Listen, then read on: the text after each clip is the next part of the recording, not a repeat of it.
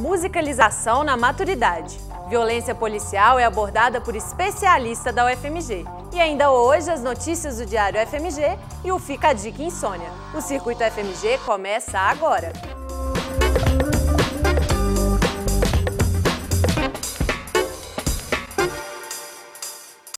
Boa noite. A apreciação da música na maturidade é o objetivo de um curso oferecido pela UFMG. Desde 2007, a Escola de Música da UFMG oferece o curso de apreciação e musicalização na maturidade. Para mais informações, eu converso com Marinês Machado. Marinês, qual que é o público-alvo desse curso? O público-alvo são as pessoas interessadas em aprender um pouco mais sobre a linguagem musical e que tenham, no mínimo, 45 anos de idade. E, além disso, existe algum pré-requisito? Não. A não ser a vontade de fazer o curso, ela tem que se matricular, né, na Fundep, através da Fundep, no período que começou em 26 de janeiro e vai agora até dia 3 de março. E como que funcionam as aulas? Elas são divididas em módulos? As aulas são coletivas, né, as aulas são semanais, 2 horas de aula cada encontro, e o curso está estruturado em 2 módulos semestrais. Obrigado, Marinês. E as inscrições podem ser feitas no site da Fundep, que aparece na tela. Além disso, o telefone é 3409-4220. Daniel de Matos para o Circuito UFMG.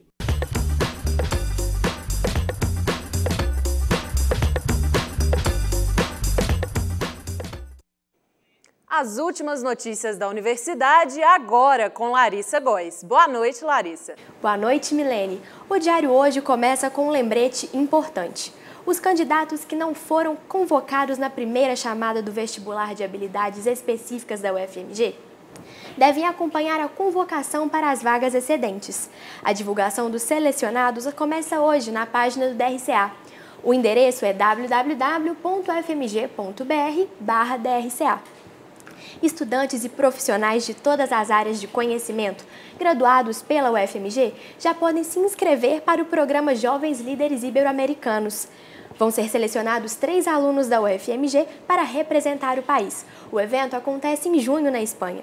Os candidatos devem realizar a inscrição no site da Fundação Carolina, uma das organizadoras do projeto, até o dia 9 de março. Informações sobre a documentação e os requisitos necessários você confere pelo telefone 3409-4401. E começa amanhã na Casa de Cultura Kubitschek a primeira Semana de Arte Moderna de Belo Horizonte, que vai acontecer até o 1º dia de março. O evento vai contar com palestras ministradas por professores da UFMG, intervenções, exibição de filmes, sarau, espaços interativos e visitas guiadas. As atividades são abertas ao público e as inscrições podem ser feitas pelo telefone 3277-1586 ou pelo e-mail educativos.ck@pbh.gov.br. E eu me despeço com um pedido de ajuda do Hemominas. O banco de sangue do Instituto ainda se encontra abaixo da média estipulada. O estoque do tipo sanguíneo O negativo atingiu um nível alarmante, segundo o Hemominas. São necessárias 224 bolsas. Atualmente, há apenas 22. Se você está apto a doar, visite o Instituto essa semana. E o Diário fica por aqui. Eu volto amanhã com mais notícias. É com você, Milene. Obrigada, Larissa. Violência policial, o aumento do número de mortes no Brasil causadas por abusos de policiais tem motivado um intenso debate. Por isso, durante toda a semana, o Circuito UFMG vai discutir o assunto com uma pesquisadora do Centro de Estudos de Criminalidade e Segurança Pública, o CRISP da UFMG. De acordo com o Fórum Brasileiro de Segurança Pública, ao menos 6 pessoas são mortas pela polícia a cada dia no Brasil. Para falar mais sobre o tema durante toda a semana, nós convidamos a Ludmila Ribeiro, professora do Departamento de Sociologia da UFMG. Bem-vinda, professora. Como explicar um número tão assustador de 6 pessoas mortas por dia pela polícia? Olha, o número é elevado, sim, mas acho que seria interessante contextualizar que no Brasil morrem por ano 56 mil pessoas de forma violenta. Isso significa que nós temos um grupo de 26 pessoas para cada 100 mil habitantes sendo assassinadas. Para você ter uma ideia do quão grave é esse fenômeno, a ONU considera que a partir de 10 pessoas para cada grupo de 100 mil habitantes, nós vivemos uma epidemia de mortes violentas. Então, num contexto em que vivemos, onde cada vez mais sentimos que estamos submetidos a uma epidemia de mortes violentas, a polícia se percebe enquanto ator desse processo. Então, as mortes violentas têm aumentado como um todo, e o que tem chamado a atenção de todos os especialistas é como as mortes violentas praticadas pela polícia aumentam também. Ou seja, nós estamos vivendo uma espécie de mortandade. Morrem muitas pessoas como decorrência de conflitos violentos, de conflitos de proximidade, vizinhança, amorosos, em que uma dessas pessoas tem uma arma de fogo e saca e mata o outro, assim como conflitos nos quais a polícia não é capaz de resolver ou de encaminhá-los de maneira institucional, acabam também resultando em morte. Então, são fenômenos que têm que ser analisados de maneira conjunta. Ok, professora. Amanhã vamos falar um pouco sobre a formação dos policiais brasileiros. Não perca! Não é só por causa do fim do horário de verão. Muita gente tem insônia a qualquer época do ano. E no Fica a Dica desta semana, vamos aprender a lidar com este problema.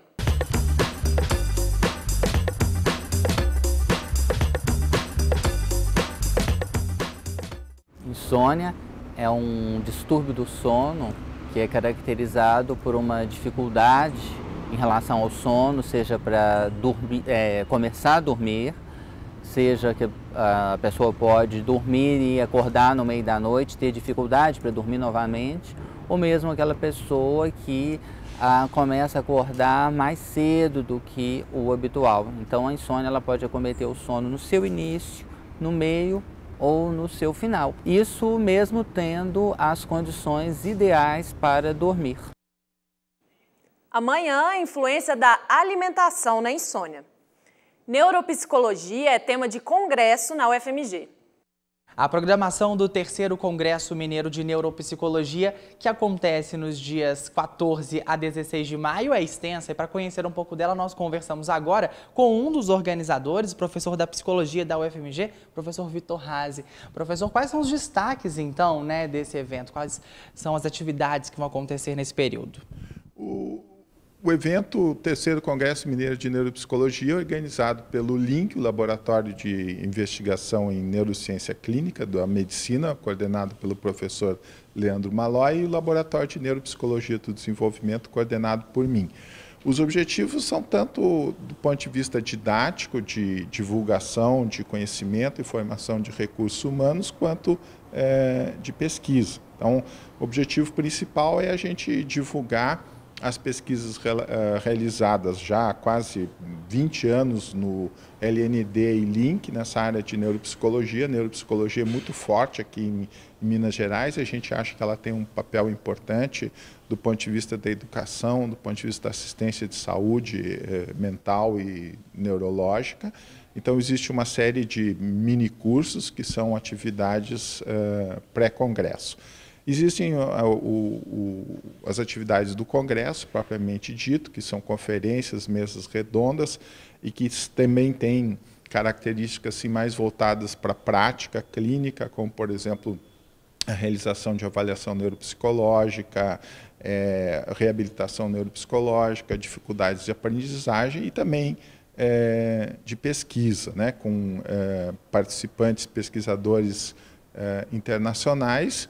E um destaque importante é um evento paralelo, que é o Fórum de Jovens Pesquisadores, no qual alunos de iniciação científica, mestrado e doutorado têm a oportunidade de apresentar trabalhos e os trabalhos são avaliados por uma banca, como se fosse uma defesa de mestrado e doutorado, e os melhores trabalhos são selecionados e são enviados para publicação em periódicos nacionais. Certo. Professor, você comentou a presença de pesquisadores internacionais. Quem serão eles?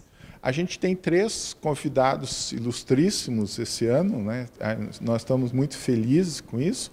Um deles é o professor Antônio Becharrat, dos Estados Unidos, que é um psicólogo colaborador do neurologista Antônio Damasio e que tem trabalhado muito com as consequências comportamentais, principalmente comportamento impulsivo, dificuldade de tomada de decisão, após lesões do lobo frontal e também problemas psiquiátricos.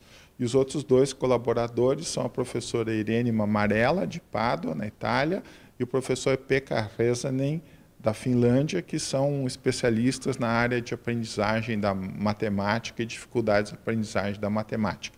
Com a Irene, a gente já tem um projeto de pesquisa sobre habilidades visoespaciais e aprendizagem da matemática, e a gente está querendo, então, através da participação do Pekka aqui nesse congresso, verificar a oportunidade de realizar algum trabalho em conjunto também. Até o momento, então, de se atualizar, né, sobre o tema. Com certeza, né? E essas trocas informais de informação também são muito importantes, e o contato pessoal com os pesquisadores, né? Muito obrigado pela sua entrevista, professor. E você que se interessou em participar desse evento, tem que fazer a inscrição, e elas já estão abertas no site que aparece na tela. Matheus Arvelos para o Circuito UFMG. O Circuito UFMG de hoje fica por aqui. Boa noite e até amanhã.